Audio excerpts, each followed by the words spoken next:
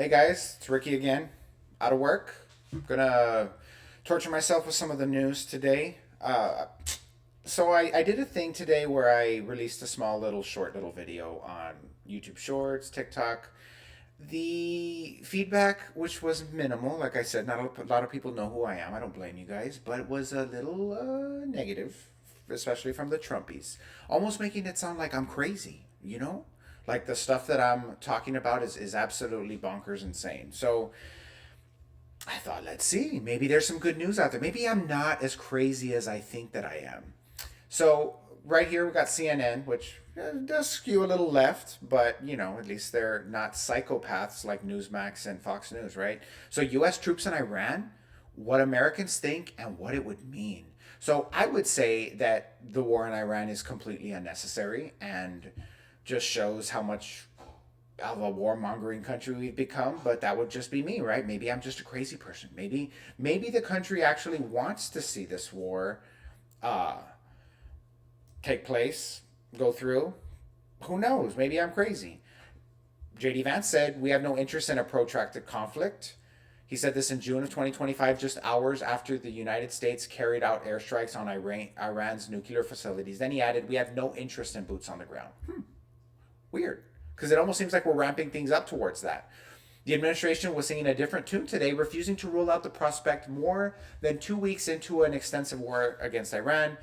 Trump isn't downplaying the idea like he once did, and there are increasing strategic reasons to suspect that this might be a viable option. Scary? Yes. Do we want our troops, which have already sacrificed enough, going into yet another needless war, just like we did with Iraq, just like we did with Afghanistan, just like we did with Desert Storm, just like we've done almost at every war since this country's inception? Like, okay. Other than, of course, like, yes, World War One and Two, yeah, but all of these small Middle Eastern wars, really, what are we doing? What's happening? So Trump's gotten testy with questions about the possibility in recent days in regards to putting boots on the ground, but has made it a clear option he is reserving, unlike he was, of course, 9 months ago. We're also We've also learned over the weekend that the administration is deploying a Marine Expeditionary Unit, a rapid response unit that usually includes 2,500 Marines and sailors to the Middle East for unexplained reasons. And isn't that just beautiful? Isn't that just what you want out of your military, to just send them in, carte blanche? We don't know what they're doing there. No good reason for them to be there. Just craziness. The U.S. ambassador to the United Nations, Mike Walls, told Fox News on Sunday that there isn't going to be another. This isn't going to be another. Of course, why would it be another 2003 Iraq? It's just the Middle East again. It's just us toppling another dictator again. It's just us going and starting an unnecessary war and putting more American lives at stake again. Why would anybody think that? There are not going to be hundreds of thousands of troops occupying urban areas somewhere. What do you like? How many times does history need to continue to repeat itself before we realize there's a pattern here? And it may be the fact that our politicians are running a gambit for the military industrial complex, and the more wars we get into, the more of our American soldiers die, and the more that this war machine just keeps chugging itself along. This is what I wanted to see, because the whole point of this article was U.S. troops in Iran. What do Americans think, and what would it mean? Because I would say that hell no, we're putting boots on the ground. Hell no, we shouldn't be sending Tomahawk missiles down on innocent schools in Iran and killing 170 million little children that were 170 little kids that were completely innocent. I would say that that's crazy, but that's just me. So what do Americans really think, right?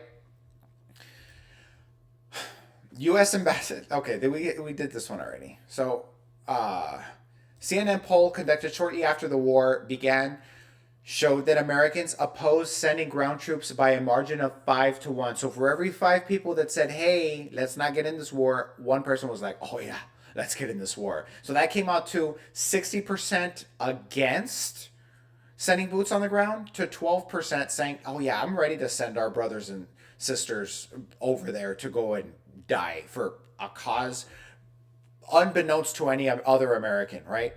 Similarly, in another Quinnipiac University poll, put the margin at nearly 4-1 among registered voters. They put theirs at 74% against to 20% for. Come on. So I'm not crazy. That's good. Finally, the statistics are out, and it turns out that in reality, no one wants to be a part of this war. Let's get out of it. That's pretty much it. So I would say, is it frustrating?